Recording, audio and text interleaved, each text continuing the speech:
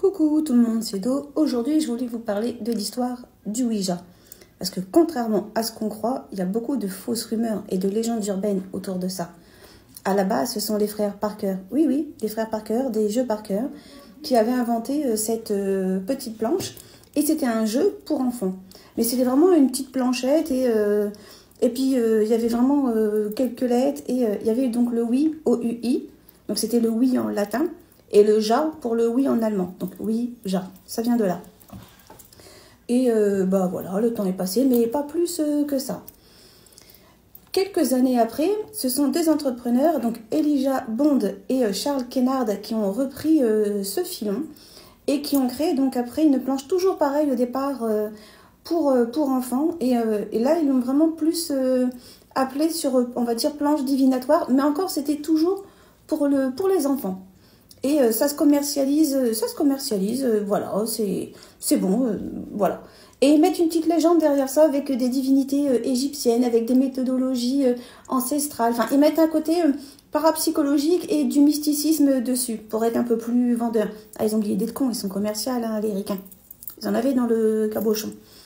Et, mais ça cartonne, hein, vraiment, ça prend. Et après, donc la société de Kennard et de Bond, donc mettre la clé sous la porte. Et là, il y a les frères Fuchs, en fait, qui reprennent cette idée-là.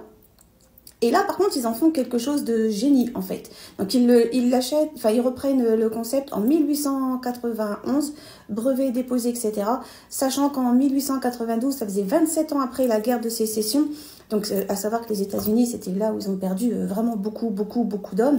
Et c'est là où a été lancé ce qu'ils appelaient la philosophie spiritualiste. Le fait de pouvoir, en tout cas, d'essayer de capter des entités, des âmes ou des défunts.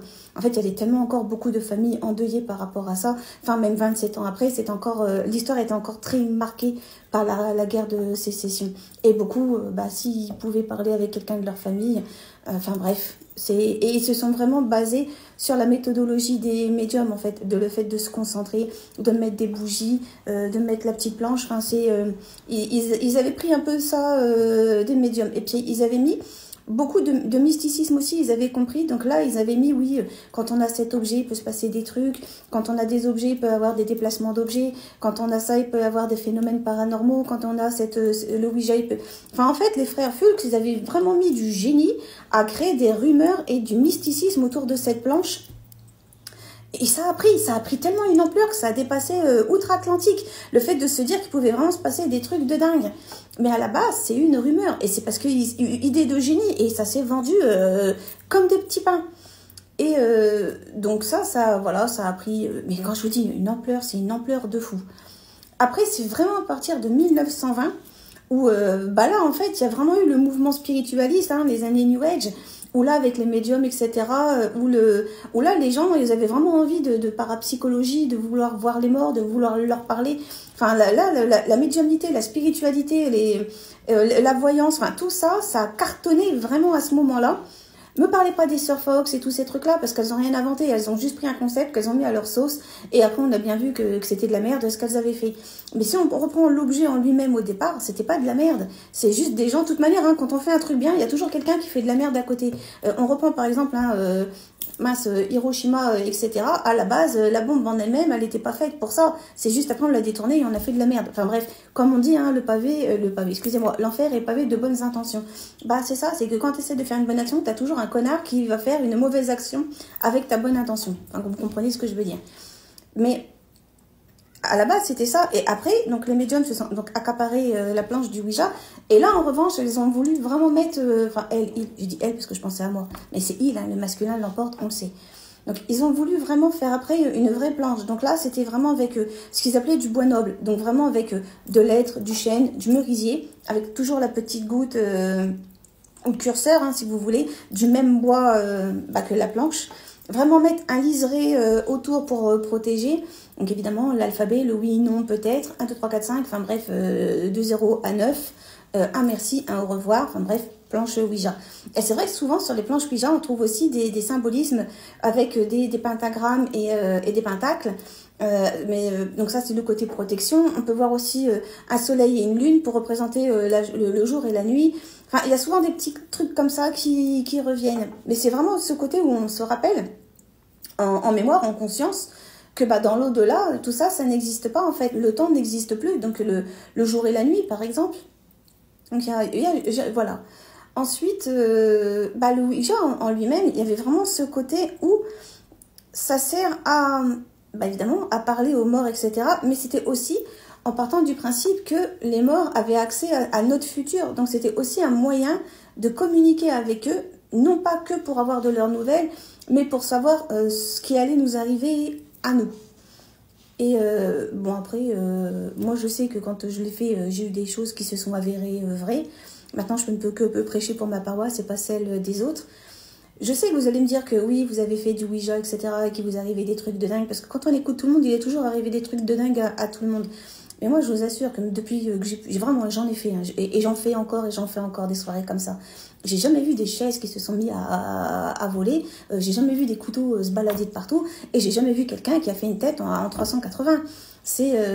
Après, sincèrement, moi j'ai déjà eu des lumières qui clignotent chez moi sans faire spécialement de soirée Ouija. Je pense sincèrement que voilà, quand un défunt est là, qui veut te montrer qu'il est là, il attend pas spécialement que tu fasses une soirée comme ça pour se manifester. Il va se manifester s'il a envie de se manifester. Mais je pense sincèrement que c'est parce qu'il y a eu tellement de rumeurs et de légendes urbaines depuis toujours, et les films qui se sont accaparés de ça et qu'ils ont amplifié, ça a fait que les gens, pour beaucoup, pensent que c'est un mauvais outil de travail, pensent limite que c'est quelque chose de démoniaque, en fait, et à la base, pas du tout. Mais alors, pas du tout. Mais vraiment, quoi. Vraiment, c'est parce que je pourrais tellement vous en dire, même pour retrouver quelqu'un, même pour... c'est quand il y a des disparus, on peut aussi s'en servir. Il n'y a pas que le pendule, si vous voulez. Il y a plein d'outils comme ça de travail qu'on pense qui est mauvais et qu'en fait, pas du tout. Donc, bref. L'histoire du Ouija, vous avez compris, à la base, c'était quand même... Quelqu'un s'était dit, tiens, je vais faire une planche avec des lettres et un curseur, et que c'était un jeu d'enfant. Quand même, les frères Parker...